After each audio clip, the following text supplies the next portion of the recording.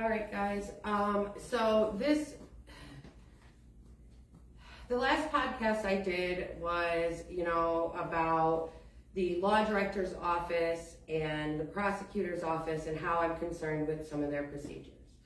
While I did that, I talked about an appeal that was filed, and it's the State versus Vander Soman. It overturned this judgment that I'm going to talk about. Last week after I got it, I get a call from, a police officer that I like a lot. He's actually a captain. And he says, you got something wrong. And I was like, okay, what do I have wrong? And he tells me, that in the last podcast, I said that Enrico Beeman was NPD. And I say, okay. I start looking at my stuff. Why did I say that? I start looking at my things. We find out that it was an autocorrect. He is military police, not Norwalk police, not NMPD police. And it's actually in Perrysburg, Rossford, not here. So that is my correction on that. While I was on the phone with that captain, he offered me the opportunity to come in and explain it, to him. I had been in his office earlier in the week about the Amanda Dean case. Nice guy, nice conversation. I say, sure. I go back today, and I know that he wants to tell me where I'm wrong, and that's okay, because if I'm wrong, I'm wrong. I go back today, and I walk into the police station, and this time I'm not escorted up to the office and offered coffee. I'm put in an interrogation room. That's fine, it's whatever. But I was told I had reached out to multiple people to reach out to Michael Biller. The reason I did that is because as I looked through this, I saw that he actually was a stand-up guy. While he was the responding officer on this 1/10/2016 incident, he was not the problem. It was Amanda Blodgett that was the problem. I'm not entirely certain that Michael Biller even knows what went on after this, because I don't see his name come up in any more of these incidences that I'm going to talk about. So I reach out to these people that are trusted of his, that are trusted, they trust me. And I'm like, hey, I'm a little worried here. The way this is looking, it's not looking good for my friends at Norwalk Police Department or for the law director's office. I'm concerned that, stand-up officer in this case, Michael Biller, might take the heat from this unnecessarily. So I wanted to warn him, and I wanted to talk about it today to make sure that if that happens, it's a little harder. He was not present today at that meeting. I thought that he would be, but he was not. I go, Fulton and I talk about this. That's the captain that was in Norwalk PD. He and I talk about this case, and he wants me to explain, what I think is going on here. I don't really want to, when you have this type of information and you are not in an office being offered coffee like it was, presented, you're in an interrogation room, you're less likely to, want to chat. Now, to be fair, once I realized what I had found yesterday and this morning, once I realized what I was found, I became nervous about this meeting. I'm hard to get to, but I'm not impossible to get to. So I think, let me call. I call attorneys. I'm like, hey, I'm a little concerned I might be arrested today. I don't know why, but, I've seen people set up before. So I'm nervous about that. I tell people, I call people. And then, I go in for this meeting, and it looks about like I think it is. We're in this interrogation room. I'm explaining it. But I'm scared to really go into detail here to give him my evidence because it's the Norwalk Police Department that looks bad. Now, not the entire department. I'm going to name these officers that are in here. It's not the entire department. We are not going to burn everything down. What we need to do is address the issues with these officers, okay? Address the issues with these officers. Now, I am a long-time friend of Dave Light. I mention this all the time. I like the guy, okay? I liked him as police chief. He seems to be a pretty decent guy as mayor. I don't really follow him too much anymore. I don't live in the area. I reach out to him today and I'm like, hey, because he was police chief when this happened, and his name appears in one of your reports. So as a professional courtesy, I reach out and I'm like, hey, I kind of got to do this. I would like it if you would reach out to me and help me fix it. Now, in the past, that has been a conversation that is okay between he and I. It's not like I'm, overstepping bounds and reaching out and doing that. It's okay. And I don't get a response. This, I'm going to need you to bear with me. Someone compared this story right here to Tiger King. Is that what it's called? To the Tiger King Netflix series. And at first I was like, oh, don't do me like that. Like I was offended. And then I realized we're going to get down and trashy in here. We're going to fall right into the gutter on this topic today. Okay, I am going to answer questions in the comments after this, okay? So just bear with me because there are a lot of dates here, but I put them in chronological order so that you can see exactly what is happening. Now, I am going to let you know where I have proof of this and where I have a contact about it, and I'll also let you know where I'm continuing to look for things, okay? These are all public records. The ones I'm going to read to you, you can go down to your local Norwalk Police Department and ask for these same records. You can pull them. Now, where this started getting hinky is someone calls me and is like, hey, Ash, after your podcast, something about one of these records may have been changed. And I was like, really? Because I already got them. So if it's been changed, we have a problem, right? Be very careful when you're doing that, okay? Be very careful. There are ways to be caught. And I think I might have caught you on this one. We'll find out. So this starts, everybody thinks this starts on this one time. This does not. This starts in 2015 when this Vander Soman guy apparently calls the Norwalk Police Department to complain about a guy that is trespassing on his property. I requested these files to see exactly what happened here, but I don't know. What I am told is that Officer Blodgett responded to this according to the source, okay? That's Amanda Blodgett. During this event, okay, Vander Soman he definitely can be aggressive. He seems like he just likes to be left alone, and that's okay. It seems like at a point prior to 2020 that he definitely made some racially charged comments, and he did it in this instant. It appears since 2020, from everything I can find, that there was a change of opinion, maybe a change of perspective. And I'm not saying it's okay, but nothing that someone says justifies this type of behavior, justifies what happened here, okay? I'm not comfortable with what was said either. I don't like it. I don't approve of it. I would like to make him answer for it and explain it to me, why he thinks that's okay. But you are entitled to your opinion. You're entitled to make these statements. That statement, while offensive, while, charged, it's not a threat. It's not kind, it's horrible, but it's not a threat. While Ms. Blodgett, this officer, is there, apparently he makes these racially charged comments about this trespasser.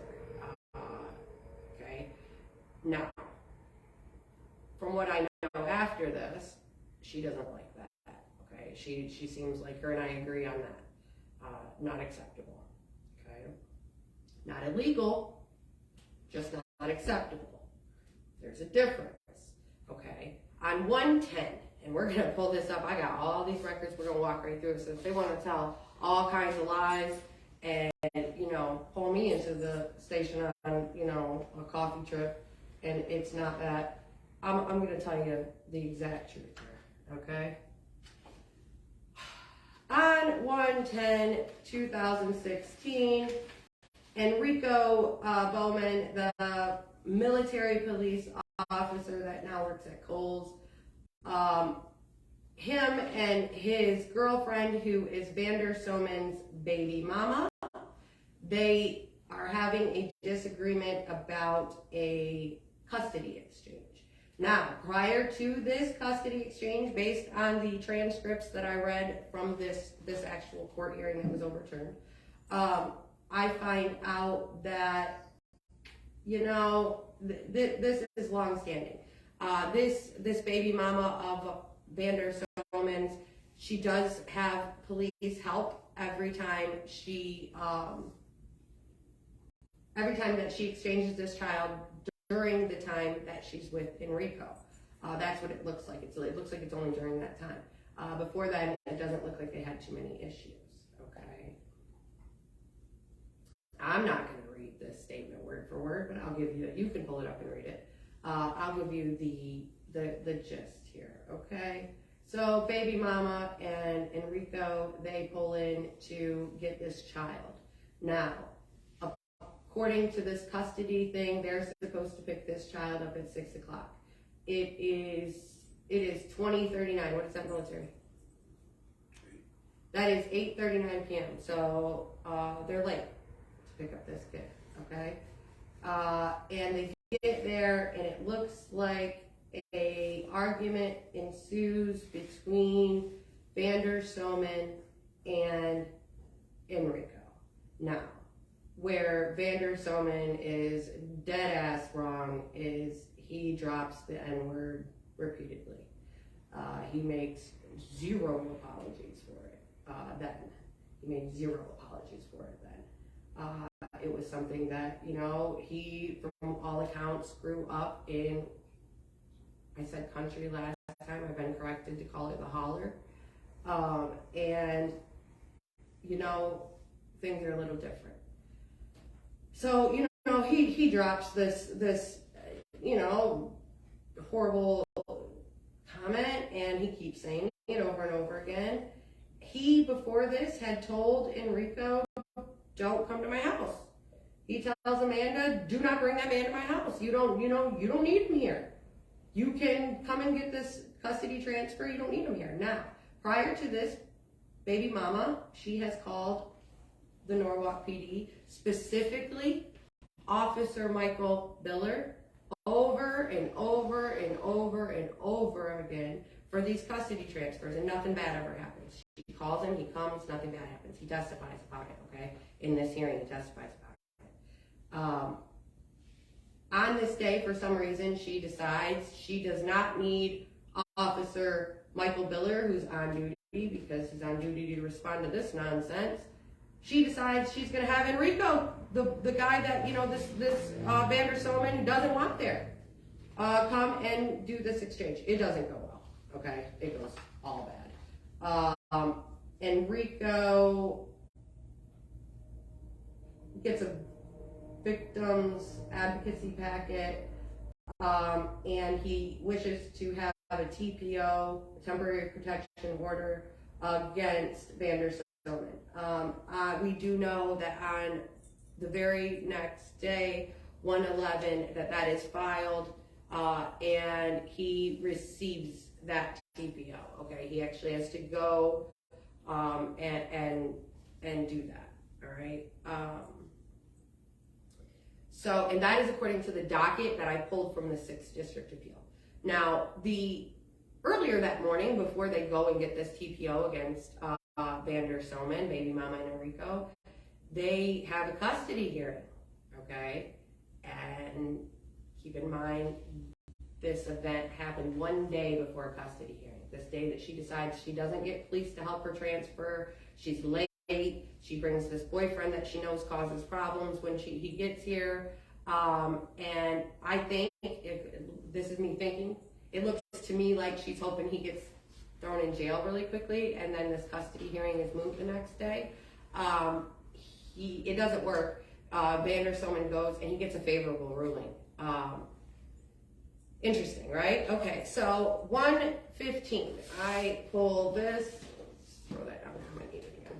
I pull this, and I have hella if you have ever seen how I do this, you are gonna see, that I do lots of colors, notes, I ask questions on the paper.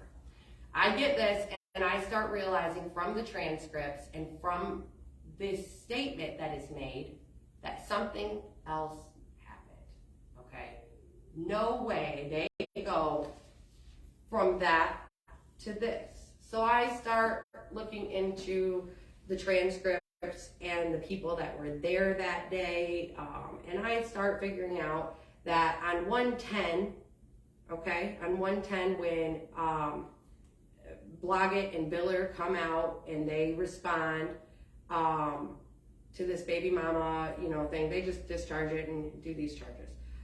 Later that day, okay, now prior to this event, this man had his house broken into and the police had taken his DVR to his camera system, okay? That's okay. He grew up kind of like me, in maybe a not so good situation. He had a backup DVR and he just took it out of the closet and put it into his entertainment system and hooked his cameras up. So this camera footage is mentioned multiple times in here. I just think that they didn't believe it. I think that they didn't believe that he actually had it. Ooh, that's a brave bluff to call, because I'm going to tell you what I am told by multiple different scenarios here, what went down. On 110, after Blodgett and Michael Biller come and, disperse this thing, yes, he says the N-word repeatedly here, the Vandersom does, he disperses it. Now, Blodgett's not happy about this. This is the second time she's encountered him in recent years that, he's racist. Definitely doesn't like it. And her responsive partner here is Michael Biller, who is in fact an African-American man. So I hear this crazy story and I'm like, no way this is true, right? I think it might be. I very much think it might be.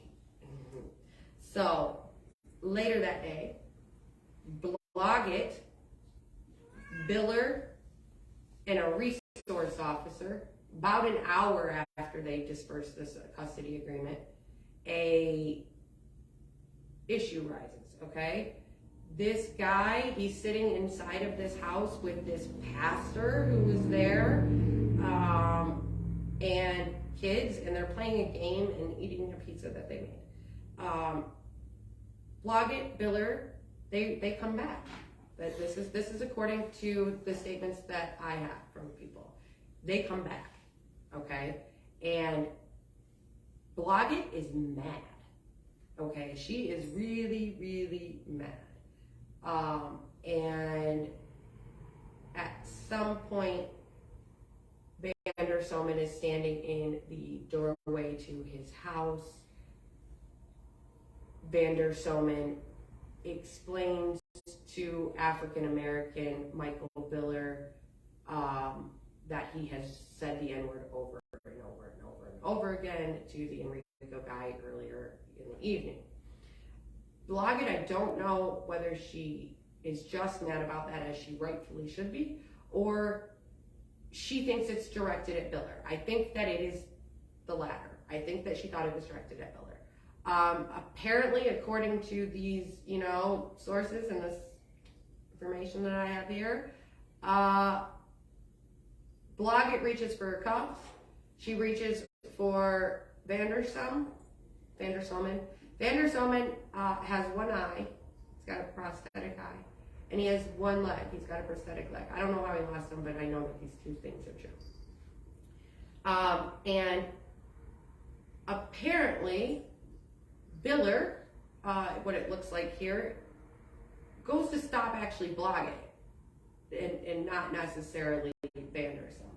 It looks like Vandersom gets upset about that, and for some reason, probably because of the prosthetic leg is what it looks like to me, they all fall down, literally.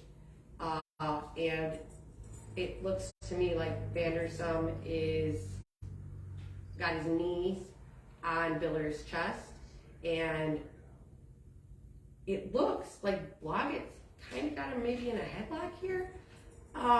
And Vandersom looks like he pulls back for this punch, And Biller's like, wait a minute, right? Biller's like, hold on. First of all, this don't have shit to do with me. Let's calm this down. Around this corner, this third officer appears. And this is I'm not sure if he's an officer or resource officer is what he's labeled as in these. He comes around and he says, hey guys, we have no DC to be here. Calm down. That makes sense, right? Because that's what I heard last time. I heard that that's what this appeal was about.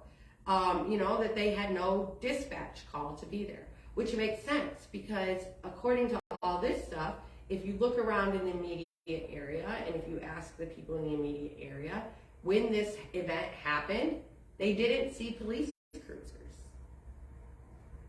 I was like, okay, this sounds crazy. This sounds, cockamamie. This is looking pretty legit. I'll let you guys decide for yourself later, okay, on what you think really happened, or if this event actually happened. We'll take a look, see, and see what we think. So they leave. Pillars looks like he tells the guy, I was trying to get her, not you. I'm sorry.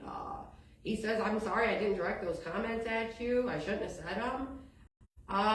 Okay, so a day later, they have this custody hearing and Enrico goes down for this TPO, and then we're on 115. Okay.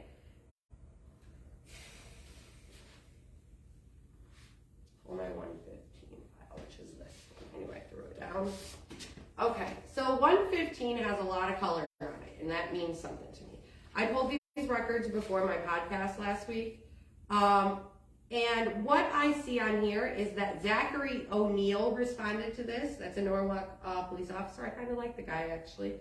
I've never had any bad things, to say about him or heard about him, and I still don't. So he responds, and this is interesting. It's on one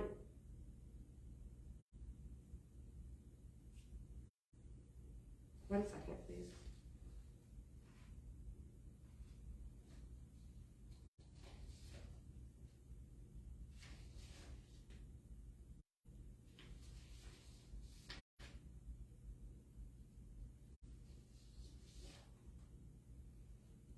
Oh.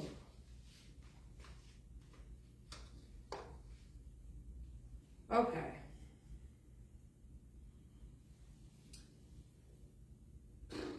So so Enrico on 111 that day, I just realized something here and it makes it worse. On 111, Enrico gets that temporary protection order, right? On 115, Enrico reports a TPO violation for some text messages, okay? And it looks like, according to me,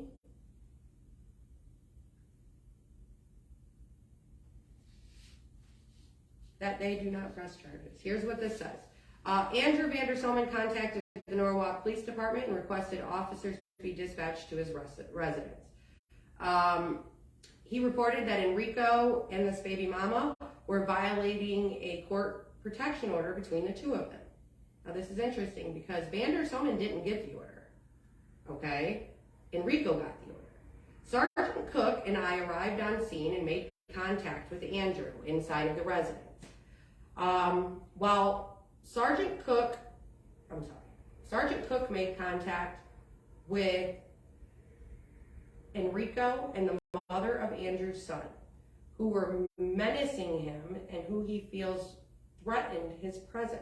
Okay, so this guy has physical disabilities. He is, he's got the one eye and the one leg, and this Enrico guy, he's a pretty solid guy. He describes him in this as 6'2", 250 pounds. He's not. He's 5'8". He looked like he was a solid 200 though. And so what happens is Enrico is parked across the street. Okay, he is parked across the street from Vanderselman's house. Sergeant Cook at some point determines that he was parked 170 feet away from Vander Soman, okay? And the protection order calls for 100 feet, okay? So this Zach O'Neill asks Enrico what his intentions are of coming to Vander Soman's residence, which I reminded him of the protection order currently in place. Enrico stated he came along to ensure Brittany's safety when she picked up Matt. I informed Enrico, this is where it gets good, good on you, Zachary O'Neill. I informed Enrico that it is hard for me to believe that he is in fear of Andrew, which is, they knew him well because they knew his first name, it is the Vander Soman. If he chooses to come and park across the street from his residence just a week after the incident involving both of them. Enrico continued to state he is only here to ensure Brittany's safety, not to start any problems. Okay, let me be clear. I pulled these records and it looks like to me that this baby mama ran over Vander Soman with the car at one point. It looks like they had a pretty tumultuous relationship, but it doesn't look like he ever put hands on her, ever. It actually looks like while he does put hands on people quite a bit, if you get into his bubble, he doesn't put hands on women at all, ever. In fact, he comes to their defense, and I can prove it quite a bit. Listen, he's country for sure, and he is rough around the edges, and this history that he had made him very, very vulnerable for this setup. And it almost worked. It worked all these years until today. So, you know, this Zach O'Neill, he doesn't understand why this guy would come and park across the street. He just asked for this protection order. Now, typically I deal with victims. Victims don't want to be anywhere near their abuser. They don't want to be anywhere near the person who they have this protection order against. If this had been a woman, I have to wonder if 170 feet would be splitting hairs. Okay, 170 feet as opposed to 100 feet. Where he was parked at, you could see, if you look out the front door, you can see this guy. That's taunting, in my opinion. That's harassment, okay? So this Zachary O'Neill informs both of them, you know, that they could come down to the police department and provide a written statement, and they did. Now, what's interesting is I was not given the written statement when I requested this document. I have subsequently requested it, and I'll let you know. But Zach, you know, this officer, he takes this sworn statement from Andrew, and it's added to the report. I also did not get that statement. I'm getting partial copies of these files now, which is concerning because Norwalk is usually the truth on that. Andrew, this is where it gets interesting, guys. Andrew advised he will provide the video footage to me tomorrow when I return to work. A complete copy of this report will be forwarded to the law director's office for consideration. It was forwarded to the law director's office, and they chose not to file charges against Enrico for standing 170 feet across the street and taunting this guy. They felt like, you know, not that important. Interestingly, on this thing, when I get these documents, is on 1/17, the day before, this is what I stopped for before when I went dead silent for you. The day before Enrico goes and stands across the street from his house, Vander Soman, 1/17/2016, contacted Zachary O'Neill for this. So this is interesting. All right. So we have these, okay, these incidences. And now it's starting to get interesting because on, you know, on 3/1, Vander Soman, you know, he files this appeal. He files this appeal because on 2/3 and 2/2 and 2/5 of 2016, this trial concerning all of this stuff, it goes to court. He opts to represent himself. He does this, like I explained before, because his attorney said it doesn't matter. Norwalk has 100% conviction rate. They're going to convict you, plead not guilty, get found guilty, and we'll get it on appeal. And they do that, okay? So on 3-1, this appeal is filed, okay? He has been railroaded in court. I go through these transcripts, and the court should be ashamed of themselves, okay? This was bad.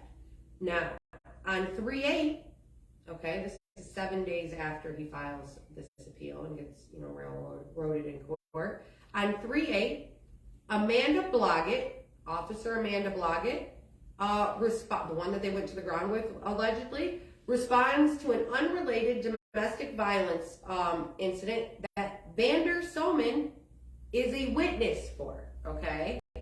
So this gets interesting here. Trial scripts, I don't need those. Okay, so, she goes out to this property next to his house, and these two people are fighting with each other. She asks him, he sees it. She asks him for a statement, and he says, no, they're going to just keep fighting. I'm not making a statement. They're never going to do anything about it. And then she wasn't happy about that. At least doesn't appear to be. And then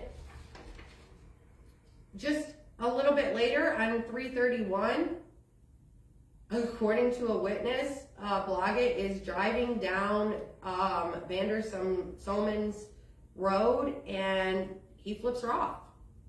Okay? Bad decision on his part. Not illegal, just a bad decision, right? Because later that same day, Blodgett comes back with a complaint about cars in his driveway. And I have that complaint here, okay? And it says, Amanda Blodgett, I was made aware of a directive from Chief Light regarding junk vehicles. They go out there, they ask him, they tell him, they give him the code and tell him it has to be moved, and he says, okay, no further issues on that, okay? Then, 8/14 is where this starts to get super interesting. 8/14, now we're talking about this TPO, okay? Keep in mind that the appeal now has been filed for this case that granted this TPO, that started this TPO. It is now in the 6th district at this time, and they are looking at an appeal, okay? So I get this weird dispatch log that I didn't really ask for, and this weird investigative report that came in a batch that I got, because I just pulled a massive one for the date. Now, I have never, ever seen, in all the logs that I've ever pulled, I have never seen them redact who the responders were, what their badge numbers were, and what their times were. It doesn't happen. I've never seen it happen. You have no reason to legally redact those things, okay? So I want to know on this 8/14, who was dispatched to where, when, and why is it redacted? I asked for these. I still haven't gotten them yet, okay? I don't want to lose track of where that goes. This is a mess. And then, okay, I see another one with this 8/14/2016 date, and I see another odd redaction. Why would you redact that? You're not supposed to redact as a witness. This is a witness. You don't have to redact that. And then I see what happened. On 8/14/2016, a Perrysburg resident contacted Norwalk Police Department to report an individual as violating a court order. I couldn't figure out why they redacted this information, right? They redacted his information, the Enrico Bowman. And I'm like, why did they redact this information? That's so unbelievably strange, right? Super strange, because I reach out to these contacts and I'm like, hey, I don't, nobody told me about this. I don't see anything about this. Can somebody tell me, what this is? And nobody knows. So this is another one where he's taught this Enrico is complaining about these text messages back and forth, and he feels threatened again. This one, he says there's actually not a lot on it, but when I look it up, I find that what I believe this day is Vander Soman was at a baseball park in Perrysburg, where Enrico lives, where the baby mama lives with Vander Soman's and baby mama's son. He goes to a baseball game there, and he gets mad about it. Okay. Now, what's interesting is they never, and on 8/14, this complaint is brought. Okay, 8/14/2016, this complaint is brought. They take it to the prosecutor. It's being looked at for charges. It sits there, okay, until 10/14/2006. On that day, this law director randomly decides no charges. Why is this weird? Vander Soman never even knew this was coming. Okay, this Vander Soman, he never even knew this was coming. Nobody made contact with him to say that, he had complained about this protection order that he had been complained about. Do you know what happened also on 10/14/2016? Which I find just shockingly interesting. The appeal that's been sitting with the 6th District, that's the day they decided it, okay? That's not the same day that they made it public. It's not even the same day that it's entered into their record. It's entered into their docket on 10/17/2016. So all of a sudden, what appears to be the secret complaint that Enrico has filed against Vander Soman, it gets dropped on the exact same day that the appeal is decided. You decided all of a sudden when you were found to be dishonest the first time that you shouldn't do it a second time? I mean, that's smart. Let me explain this appeal, okay? I want to talk about this appeal today because when I met with the captain for Norwalk today, he was trying to explain to me what happened in this appeal. And I'm no attorney, I'm honest about that, but I've reached out and talked to people about this. Okay, so what the appellate court did is they took what is essentially the low-hanging fruit, okay, which was that this guy, when he signed his pro se, I'm going to defend myself papers, he did not feel like he had an option. Christoffel had cornered him. He didn't feel like he had an option. So what he did was sign under duress, okay? So when it went to the appellate court, that's an easy peasy, you didn't verify that he had counsel. You didn't go through these steps to make sure you understood, what was important about that. And at the very bottom, there's that little sentence that I talk about where they say, the weight of the evidence and that it's insufficient. Now, what they also say, why Captain Fulton, why you don't understand it, is because they rendered that moot. It's kind of like fruit of the poisonous tree, okay? Because everything was already getting thrown out, they had no need to go in and dig any further on that. They had him on enough, okay? So they overturned that verdict based on that. Now, that is the way I understand it to be. If I am inaccurate about that, I will absolutely come back and let you know. I don't believe I'm inaccurate about that. Okay, so 8/14, the secret complaint goes through. It gets dismissed on 10/14, a long time later because of the appellate decision. And after this appeal, in the weeks after this appeal, Vander Soman gets cut a check by the county. Well, it's not actually by the county. It actually comes from the state. But it was given to him by a clerk at the court when he was discussing what he was going to do after this, case was overturned in the appellate court. It appears that they come out and give him this check, and it's legit. Now, we are at this point, we are at 10/2016, okay? October of 2016. It looks like, for all intents and purposes, they didn't mess with him again. Like I have no interactions with the police and Vander Soman until 3/31. Okay, so they took a small break between October and March. On 3/31, Norwalk PD Captain Hip gives him an ATV in the road charge. he pleads guilty to it. He gets a fine, 10 days suspended in jail. It seems pretty okay. All right. 5/10/2017. So now we're looking at a little over a month and a half later. There's a case, that case is set for a review hearing, and he's sentenced. It's all settled. Okay. Now, the rest of the year, they appeared to be stopped while they were driving a lot. There's nothing remarkable. It looks like they're let off with warnings.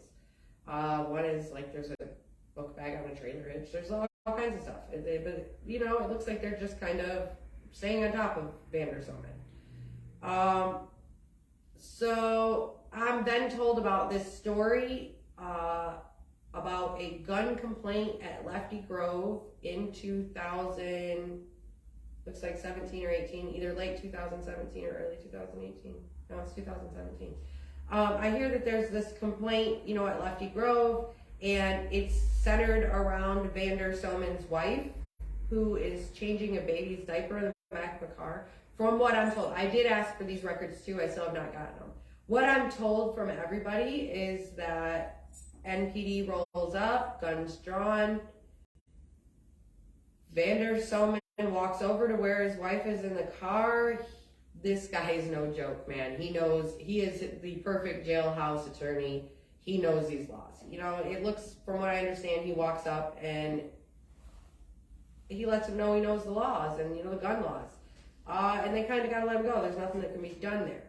But I'm told that Christoffel, the assistant law director in front of all of these cases, may have been a coach on that field. And I'll get that verified. Mr. Ford is not alive anymore, but I'm going to reach out to Lefty Grove and find out if he was in fact a coach when that happened. It looks like he was a coach maybe perhaps for New London or Fitchville. Okay, so 4/2/2017, it looks like they have picked it up again. Okay, Vandersomen, he gets this disorderly conduct for a bus driver incident, and again, Amanda Blodgett responds. Okay, I am waiting for the case file on this. This is what I understand it to be. Vandersomen's son gets kicked off of a bus. He confronts the bus driver as to why. Okay.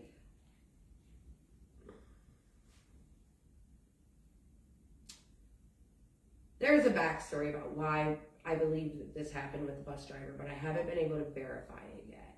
I'm going to come back because it's very, very important here, okay? So the bus driver is telling a different story than some of the people that were there. The bus driver is saying he was screaming at his son.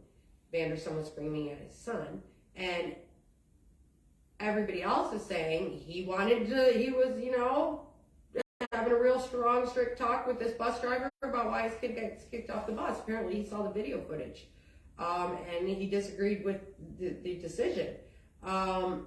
Okay, this is where it gets a little sketchy. This lady may have had a reason to do this. She may have had a reason to join this cause. And if that is in fact the truth, ma'am, it is in my realm, and you will understand what it means if I'm in fact right about this. I am a victim's advocate for very specific things. But I will figure that out, okay? I'm gonna put a pin in that. Because there's a weird issue that's involved in this. He almost missed this court date, okay? He's got this ambulance chaser attorney that texts him and is like, whoa, why didn't you tell me you have court? And he was like, I don't have court. And he's like, yes, you do, you know, you have court. And this guy goes to court, and it looks like he scrawls some kind of motion. This Vandersomen scrawls some type of motion, but this is the part where somebody said that the address was changed. Somebody is telling me that this thing had been changed, okay? That he had never, and I can only find one address all the way through for all these things. I can only find one, okay? He's saying that it's been changed, and you know, this contact that I have, she calls and she's like, hey, I checked this. I checked this before you did it. and it definitely said Buskey Ave. And I'm like, okay. I was like, do you have a screenshot of it? We're screenshot queens around here. And, you know, and then I started looking for it in the record. Where did this weird address come from? And I find it, okay? I find what I'm looking for. There, for some reason, they change it in a court record, another court record later on. They change it from this Buskey that he never lived in, that almost caused him to miss this document and probably go to jail for disorderly conduct. It almost caused him to miss it. It gets changed in another court record, but he doesn't change it. He just restates his actual address, and the court notes it in the docket that it's been changed. I'm going to pull the transcripts on that and see exactly how that went down, because I think that this is another part of this, you know, nonsense. It looks like they take a little bit of a break here from 4/2/2017, and they go all the way to 7/2/2018. Okay. Vander Soman is charged with no operator's license, and he pays the fine. He wraps these bad boys up. All right, he's got like 20 of these that I can find. Okay, this is Officer John Crable, who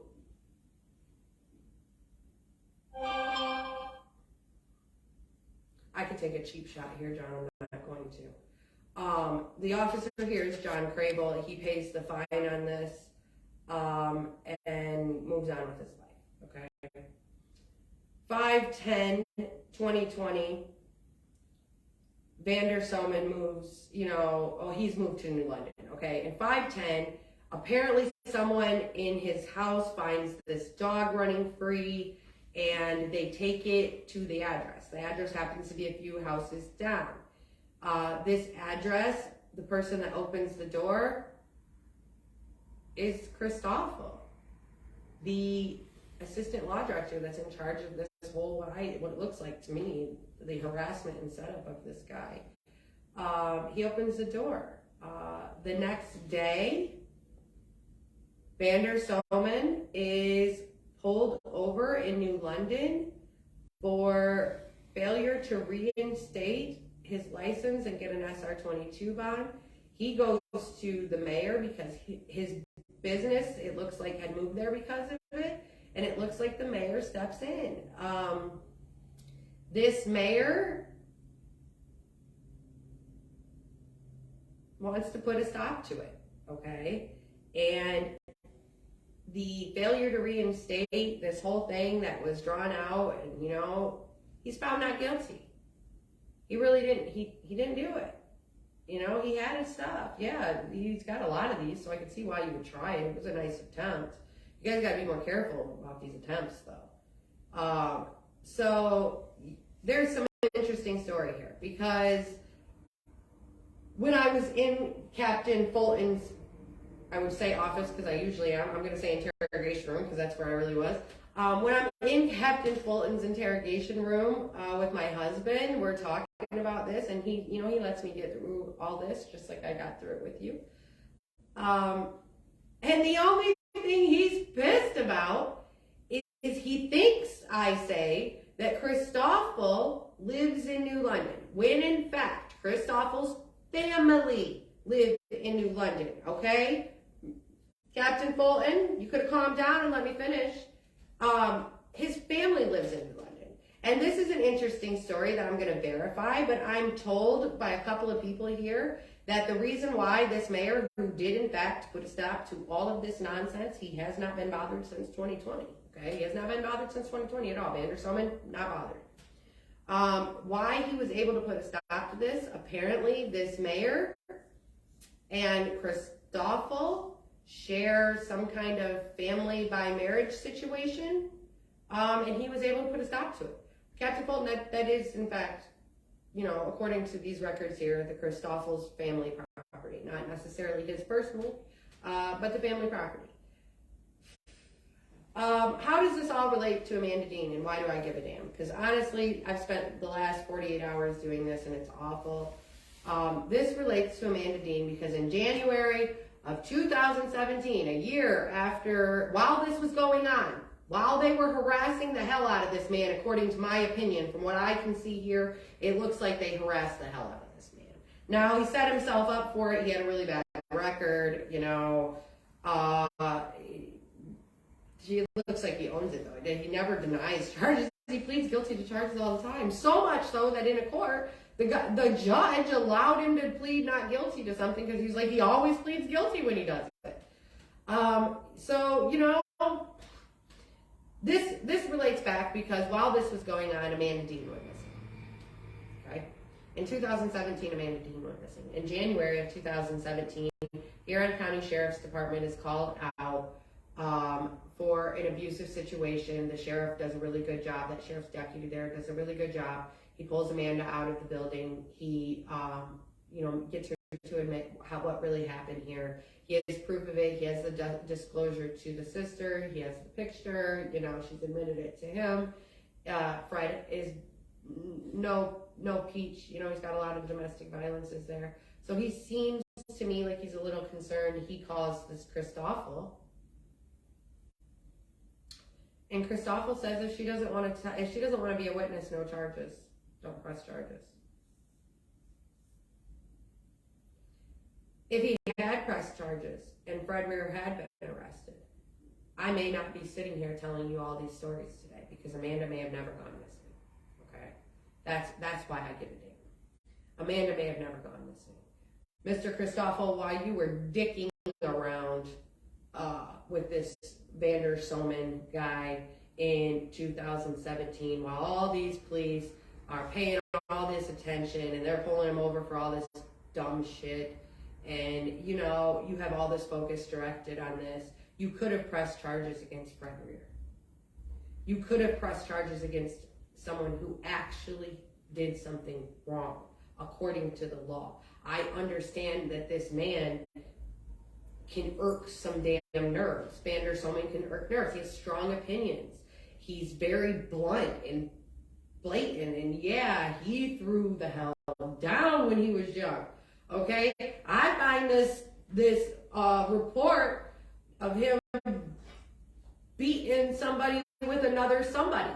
Okay, now what's interesting in this is he gets tased twice in this, and you know the cops, they're kind of getting reamed at this court hearing for tasing them. This judge is, you know, not happy about it, tasing him twice. This guy's like, I get it. I would have tased me too.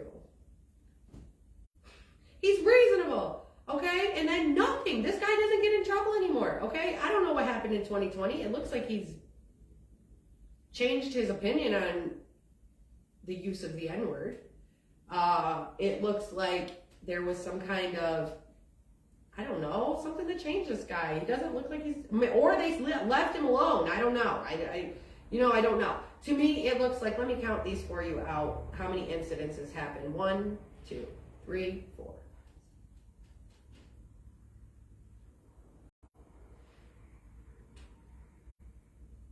I have 28 events that happened between 1/10 of 2016, okay?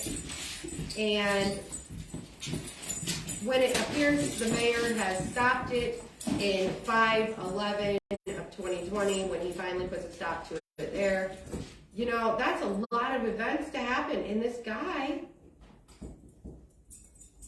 you would not, listen, this guy was the perfect target, okay? I don't see how they got away with any of this. My dog is letting, my kids are walking. Okay, I don't see how he got away, you know, they got away with this. I'm like, the transcripts from this trial are humiliating to the court, in my opinion, okay? You guys showed your whole behind.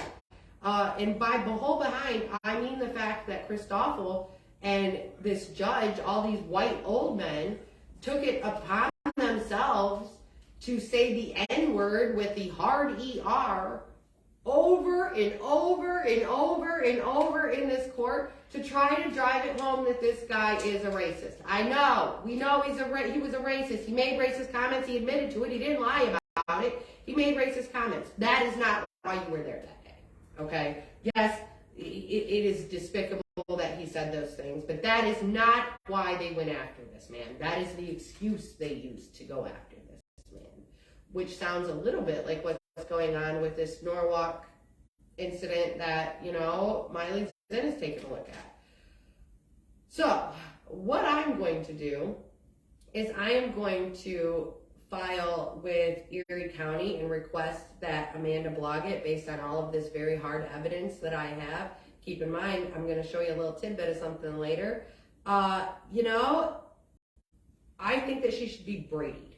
I think that she should be a Brady cop. I think that Jared Oliver should be very concerned about having her in his department. I think that the prosecutor's office should be concerned because I don't know if all prosecutors' offices operate this way. I'm sure that to a degree they do, but this here is a pattern of behavior, which is interesting because when Christoffel, in this 110 incident that's tried in this court that's overturned, when he talks to the court about this guy, he brings up like these cases and stuff about why he should be punished so severely because it's a pattern of behavior, right? He brings up all these old files of this guy's record, and one of them was not a domestic violence that he was causing to this baby mama. This baby mama had run him over, okay? She had run him over. He tried to use it against, it was a misrepresentation in my opinion of what actually happened because he tried to use it for sentencing and it made it look bad, but he goes, okay, so he gets run over, right, by this baby mama, and it looks like, according to these records, he goes down and is like, don't arrest her, like, it's gonna be too bad, like, I don't want to cause problems for my kids. Of all the things that I have found about this guy, he cares about his kids. He takes care of all, he's got a lot, it looks like. He takes care of all of his kids. It looks like, according to these transcripts, that they're honor roll students. These court transcripts, it looks like one of them testified. They're honor roll students. You know, he takes really good care of them. I took a little gander at his Facebook. It looks like he, you know, his home is clean and nice and his kids are happy. He's got some redeeming things here. I would like to have a conversation with him, you know, about what changed, why in 2020, all of a sudden, you know, it looks like his opinions change. Not just that he gets left alone, but that his opinions change as well. But what I am going to do is I'm going to make this information about Amanda Blodgett available, you know, to all the people that it needs to be available to. Michael Biller, I only see that you were a good guy in this. I really do. I only see that you were a good guy in this. Now, I don't know that you knew about everything that was going on after this. But those people that vouched for me, you know, to let you know I was worried about you, I'm legit, sir. I'm not going to come out here and say I have all this information if I don't. I have everything to prove it. I walked into a police department today with it. You should be careful. I really, truly, you're the last man standing here that you're the lowest on the totem pole. And all these names, you know, that I see here, it looks to, well, maybe Crable. It looks like you could get the blame for this. And not for nothing, marginalized people in Huron County aren't exactly given fair treatment according to what I've found recently. So, sir, I am concerned about you. The opposite of what happened here today, I am concerned about you because you're black. And, you know, you're in an all-white, mostly area. You're marginalized in this department. And it looks to me like you would be an easy target. And because I see that they do look for easy targets according to what I'm seeing, and according to these other cases that I haven't even brought before you yet because they're so hard to figure out, they have no problem, you know, selling marginalized people down the river. So be very careful about how you move, sir. I really am concerned with you. Amanda Blodgett, you're in trouble. It looks like Enrico Beeman, his life has served him his own punishment. Say hi to him when you're at Kohl's.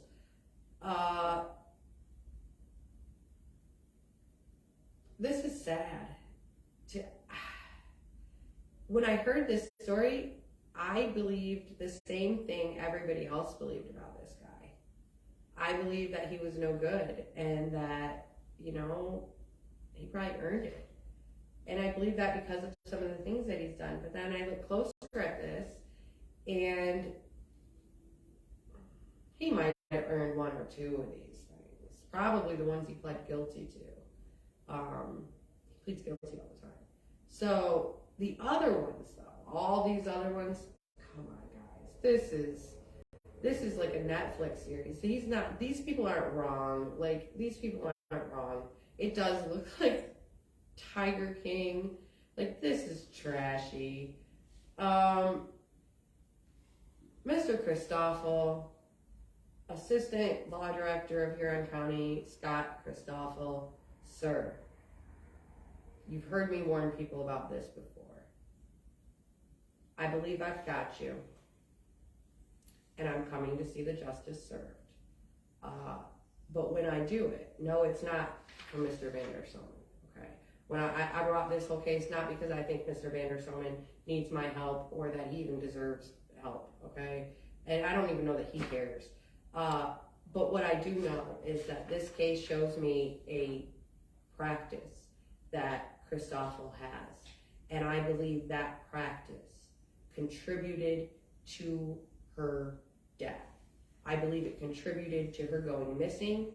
I believe if you would have arrested Fred Rear in January of the year she went missing, that we could very likely be looking at a different outcome here. In fact, I probably wouldn't know who any of you are, nor would I give a damn. But I do know. I know exactly who you are.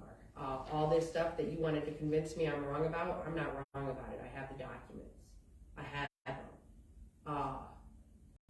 You are going to answer for why you decided that this man, because he was an easy target, and because by all accounts he was an asshole, that you deserve to set him up. You don't deserve to do that. You don't. It's illegal, it's against the law, and you were so busy bothering this guy who didn't give a damn that you were bothering him, by the way. He really didn't give a damn. Like, he just paid the fines and moved on with his life. He's not broke. He looks broke. He's not broke. I looked him up. While you were doing this, bothering with this man and worrying about all these stupid, you almost made me swear really bad on TV, all these stupid TPO violations for this Enrico, a former Marine. This guy was a former Marine, okay? This Enrico Bowman, whatever his nonsense name is, he was a former Marine. He's a solid guy, okay? To be fair, he went to this guy's house twice. If you come to my house, it's only once. You're only going to be told once to leave my house. You're not going to keep coming back. You're not going to park across the street of my house at 70 feet more than the TPO and sit there. Because you know what? No cop is going to allow that to happen.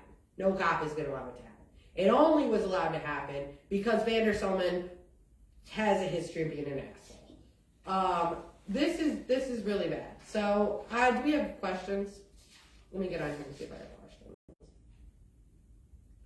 Do we see them anywhere? Okay. If I see those questions start to pop up, I know we're in the middle of a work day here. When I see them pop up, I will answer them in the comments feed. If you would like to comment on this case or any of the cases that I'm dealing with, my phone number is 419-677-6608. I started, right around my birthday in February of this year, saying that I would not be able to find any solutions here and that I wouldn't be able to figure this out, but I would try, and here we are.